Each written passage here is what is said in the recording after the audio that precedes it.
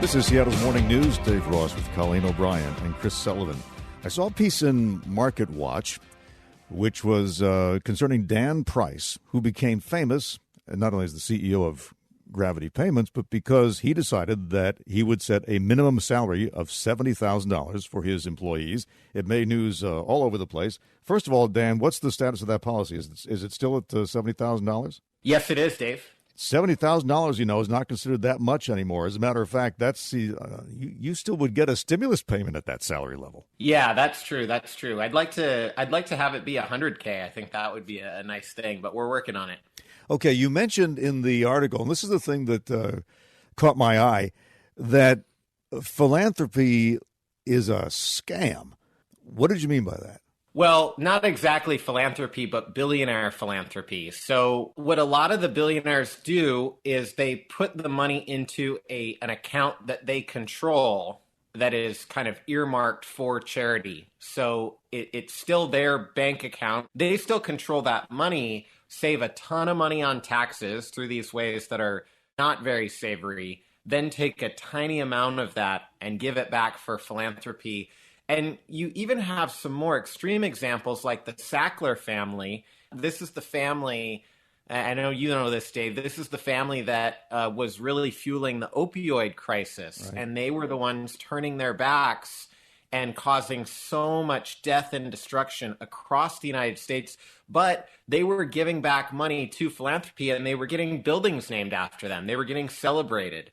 And so that's an extreme example that we know about, but the billionaires are redistributing money to themselves systemically and then giving a small amount to create political cover so that they can keep doing it. Okay, so let's talk about that, how that process works first. How the billionaires distribute money to themselves. They lobby Congress for provisions that do what exactly? That create tax loopholes is one thing. Also, they lobby Congress and they try to avoid getting policies passed that would keep the American worker in a better position vis-a-vis those billionaires. So if the productivity gains had been shared equally between the billionaires, the wealthy people, the workers, just everybody across society, the median wage in the United States would be $100,000 right now. And this is really not a Republican or Democrat issue because many Democrats seem happy to look the other way on a lot of these issues. You know, they made the calculation long ago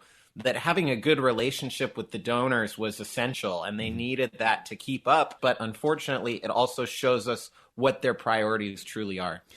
The other issue here in Washington State is this capital gains tax. They're trying to thread the needle there on whether it's going to be legal or not. It'll be tested in court.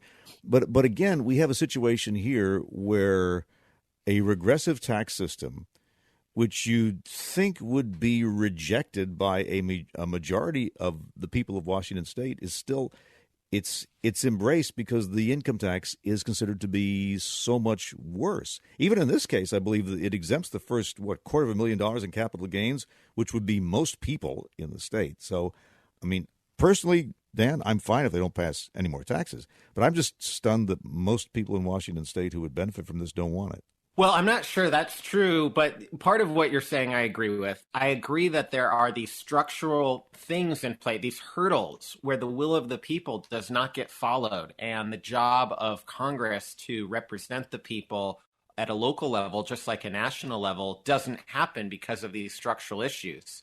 If you listen to the state Republicans here, they basically claim that regressive taxation is enshrined in our state constitution. Yeah, but Dan, it's not just the Republicans. I mean, this has gone to the voters, 5 times?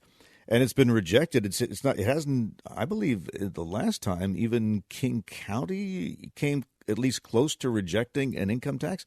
So it seems to be broadly unpopular with the actual people. Yeah, again, I don't know about that because if it were so unpopular, would the group funded by the millionaires and billionaires and the venture capitalists, would they have needed to be out there advertising and raising money and doing everything to try to, well, it's pocket change to them.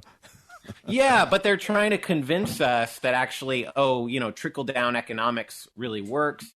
Dan Price is the CEO of Gravity Payments here in Seattle. Dan, thanks very much.